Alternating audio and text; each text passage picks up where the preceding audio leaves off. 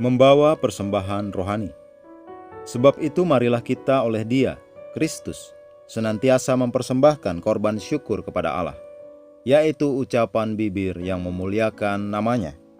Ibrani 13 ayat 15. Kerajaan Allah tempat kita berada adalah kerajaan rohani. Di dalamnya kita melakukan pelayanan rohani dan mempersembahkan korban rohani. Inilah pentingnya kita berpikiran rohani, karena korban yang kita persembahkan kepada Tuhan haruslah korban rohani. Tuhan berpindah dari korban lembu dan kambing yang tidak bisa menghapus dosa ke korban rohani. Ketika kita berkata rohani, kita sedang berperkara dengan unsur rohani, wujud rohani. Penafsiran Tuhan atas doa dan pengorbanan kita misalnya bersifat rohani. Bahkan para nabi pun bisa melihatnya seperti itu. Dalam Hosea 14 ayat 3 Alkitab berkata, "Bawalah sertamu kata-kata penyesalan, dan bertobatlah kepada Tuhan. Katakanlah kepadanya, ampunilah segala kesalahan, sehingga kami mendapat yang baik, maka kami akan mempersembahkan pengakuan kami."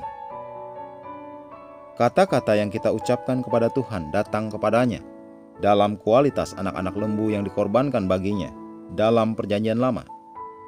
Kata-kata kita dalam penyembahan memiliki kekuatan dan efek yang sama di surga, seperti ketika mereka membawa korban lembu jantan untuk dipersembahkan kepada Tuhan.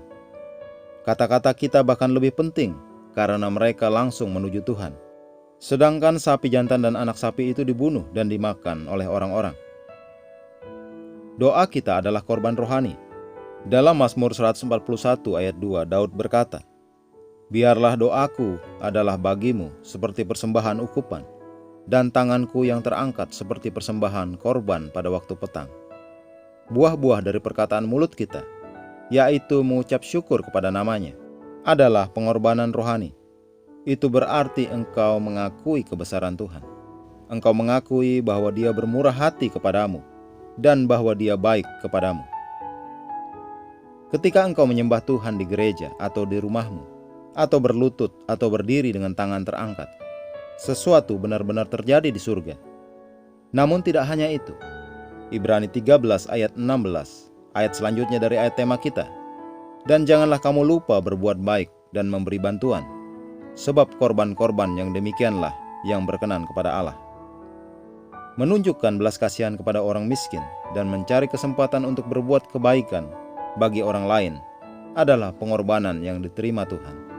Artinya di surga, mereka rohani.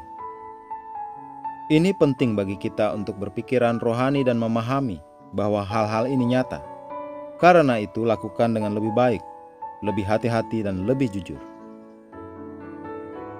Mari kita berdoa.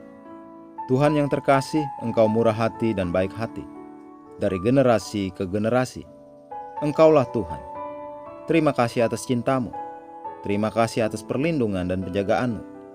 Terima kasih telah membawa aku ke dalam kehidupan kebebasan dan kekuasaan untuk memerintah dan mengekspresikan kehendak, karakter dan kebaikanmu di bumi. Dalam nama Yesus. Amin.